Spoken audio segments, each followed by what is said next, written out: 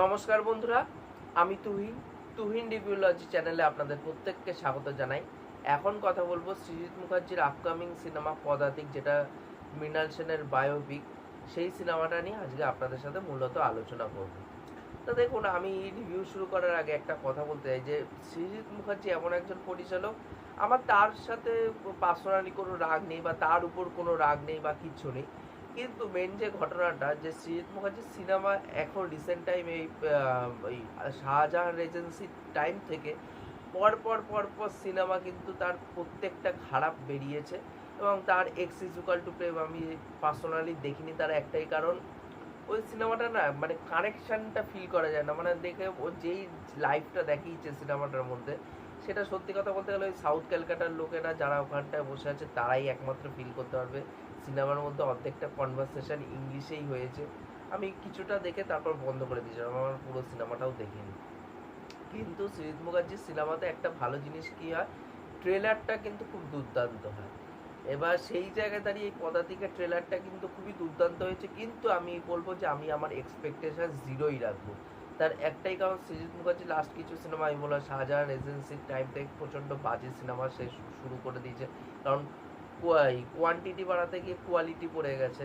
এবার সেই জায়গায় দাঁড়িয়ে এবার দেখুন, হয়তো হতে পারে কারণ আমাদের বাংলায় সেইভাবে পরিচালকরা বা রাইটার যারা থাকে, রাইটাররা তো পয়সা একদম খুবই কম পায়, তবুও তুলনামূলক ডিরেক্টর যারা আছে তারা একটু বেশি পয়সা পায়। এবার সেই জায়গায় দাঁড়িয়ে ডিরেক্টররা যেই পয়সাটা পায় সেটাও দেখতে গেলে মানে বাজারে নিরিখে দাঁড়িয়ে দেখতে গেলে সেই পয়সাটা অনেকটাই কম। এবার সেই জায়গায় তাদের কোয়ালিটি বাড়াতেই হবে, সেটাও একটা ব্যাপার আছে। বাট সৃজিত মুখার্জির প্রথম দিককার প্রত্যেকটা সিনেমা কিন্তু আমার দুর্দান্ত লেগেছিলো। এবার সেই জায়গায় দাঁড়িয়ে আমি এই সিনেমাটার এক্সপেকটেশনটা খুব লিমিটেড রাখছি, মানে জিরোই রেখে দিচ্ছে এক্সপেকটেশন।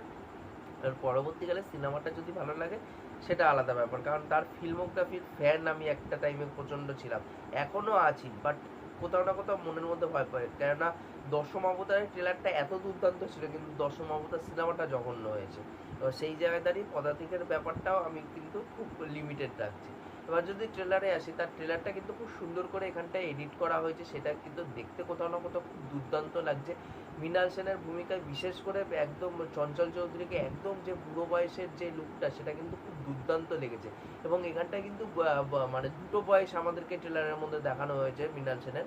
তা সেই জায়গায় দাঁড়িয়ে তার ওই যে যে মিড এজের যে চরিত্রটা যে অ্যাক্টরটি প্লে করছে, তার সাথে কিন্তু চঞ্চল চৌধুরীর যে রিজেম্বলেন্সটা, সেটা কিন্তু খুব সুন্দর করে রেখেছে এখানটা সৃজিত মুখার্জি, সেটা কিন্তু খুব দুর্দান্ত লেগেছে। এবং সৃজিত মুখার্জির সিনেমাতে সে খারাপ হোক ভালো হোক, ডায়লগসগুলো কিন্তু খুব ভালো, এখানে ডায়লগসগুলো কিন্তু খুবই সুন্দর।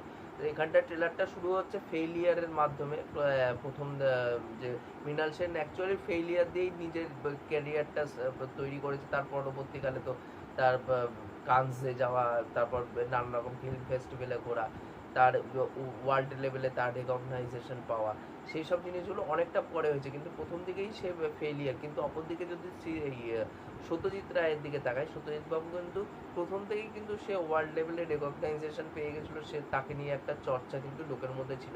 যার জন্য দেখবেন যে মৃণাল সেন এবং ঋত্বিক ঘটকের থেকেও কিন্তু সব থেকে সত্যজিৎ বাবুর কিন্তু নামটা মানুষ বেশি মুখে নেয়। এটা কিন্তু এটা তার অ্যাকচুয়ালি এটা হয়েছে তার ফিল্মোগ্রাফির জন্য। এবার সেই জায়গায় দাঁড়িয়ে এবার যেইভাবে তিনি শ্যুট করতেন মৃণাল সেন, অনেকটা রিয়েল সেই ব্যাপার স্যাপারগুলো রাখতো। এবার তার সিনেমার মধ্যে একটা জিনিস থাকতো কি, অনেক সময় সিন চলতে চলতে, সিনেমার সিন চলতে চলতে রিয়েল ফুটেজ ঢুকিয়ে দেওয়া হতো, যেটা এই ট্রেলারের মধ্যেও রাখা হয়েছে। সেটা কিন্তু খুব দুর্দান্ত। এবং পদাতিকে অ্যাকচুয়ালি মৃণাল সেনকে যোদ্ধা হিসাবে দেখিয়েছে এখানটা সৃজিত মুখার্জি, সেইটা দেখতে কোথাও না কোথাও খুব ভালো লাগছে। এবং অরিজিৎ সিং এবং এই সোনু নিগমের যে গানটা বেরিয়েছিল, ওই গানটা আমার দুর্দান্ত লেগেছে। আর এখানে একটা গানও আছে, সেই গানটাও কিন্তু খুব সুন্দর। সৃজিত মুখার্জির সিনেমার ডায়লগ এবং গান দুটোই খুব সুন্দর হয়। এবার দেখার এই সিনেমাটা কেমন কী হয়। এবং ট্রেলারের একদম লাস্টের দিকে খুব মানে এই বাংলার বাজারে মানে সৃজিত মুখার্জি এটা করেছে, এটা সত্যি তার মানে হ্যাটস অফ তাকে জানাতেই হয়। তার একটাই কারণ, একদম মানে লাস্টের দিকে একটা বোল্ড মুভ যেটা করেছে সৃজিত মুখার্জি, যে মৃণাল সেন যখন ভেঙে পড়ছে এবং সে আয়নার সামনে তাকাতে তাকাতে কেঁদে ফেলছে এবং তাকে পুরো নগ্ন অবস্থায় দেখানো হচ্ছে। সেটা দুর্দান্তভাবে স্টেজ করা হয়েছে সিনটাকে, এবং পারফরমেন্সটা খুব সুন্দর লেগেছে ওই জায়গাটা, যিনি অভিনয়ও করেছেন। আর চঞ্চল চৌধুরীকে কিন্তু আমার এখানটা খুবই ভালো লেগেছে, বিশেষ করে একদম বয়স্ক লুকটাতে বেশি ভালো লেগেছে। তারপর হচ্ছে যেই জিনিসপত্রগুলো দেখানো, যে রবীন্দ্রনাথ ঠাকুর মারা গেছে তার ওই দাড়িটা ছিঁড়ে নিচ্ছে একজন দাঁড়িয়ে, সেটা দেখে মৃণাল সেন অবাক হয়ে যাচ্ছে। সেই সিনগুলো কিন্তু খুব সুন্দর করে এখানটা স্টেজিং করা হয়েছে, সেগুলো কিন্তু খুব দুর্দান্ত লেগেছে। এবার দেখা যাক এবার ওনার পলিটিক্যাল ভিউটা কতটা, কারণ উনি প্রচণ্ড লেফটিস্ট একজন মানুষ ছিল, এবার ওনার পলিটিক্যাল ভিউটা কতটা এখানটা এক্সপ্লোর করা হয়, তার পার্সোনাল জীবনটা কতটা এক্সপ্লোর করা হয়, এবং তার যে মেকিংটা, গারিলা ফিল্ম মেকিংটা, সেটা কতটা এক্সপ্লোর করেছে সৃজিত মুখার্জি অ্যাজ ডাইরেক্টর হিসাবে, সেটাই কিন্তু দেখার। তো ওভারঅল ট্রেলারটা আমার খুবই ভালো লেগেছে, তবুও এখন বলবো আমি এক্সপেকটেশন 0 রেখেই চলছি, বাদবাকি হলে গেলে দেখা যাবে। তা আপনাদের এই ট্রেলারটি যদি দেখা হয়ে থাকে তাহলে কেমন কি লেগেছে আপনাদের এই ট্রেলারটি অবশ্যই কিন্তু নিচে কমেন্ট করে জানাবেন।